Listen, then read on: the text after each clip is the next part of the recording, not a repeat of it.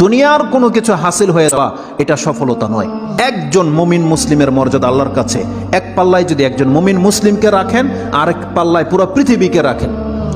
কেউ যদি পুরো পৃথিবীকে ধ্বংস করে দেয়, এটা আল্লাহর কাছে অত বড় অপরাধ নয়। একজন মুমিনকে যদি কেউ হত্যা করে, এটা যত বড় অপরাধ। তাহলে একটা মানুষ তাওহীদের উপরে যারা আছে তাদের মান মর্যাদা এত, আল্লাহ বলছেন অতএব তারা যেন দুনিয়ার জন্য নয়, বরং তারা ওই পরকালে জাহান্নাম থেকে মুক্ত হয়ে যাওয়ার সেই রাস্তা যেন তারা অবলম্বন করে। কারণ সেই দিন যাকে জাহান্নাম থেকে শুধু বাঁচানো নয়, দূরে রাখা হবে।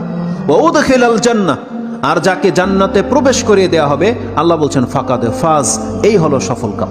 কারণ জান্নাত এমন একটা জায়গা, এটা হচ্ছে চির সুখের জায়গা। একবার শুধু কোনো ব্যক্তিকে জান্নাতে ঢুকিয়ে দিলে জীবনের যত পেরেশানি আছে সব দূর হয়ে যাবে, সব দূর হয়ে যাবে।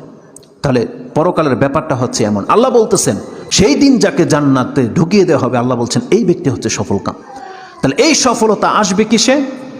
একমাত্র আপনার ঈমান, তাওহীদ। আপনি আল্লাহকে মেনে নিয়েছেন, আল্লাহর বান্দা, আপনি আল্লাহর সাথে শিরিক করেন না, এমন প্রত্যেকটা ব্যক্তি সেই জান্নাত সে পাবেই পাবে।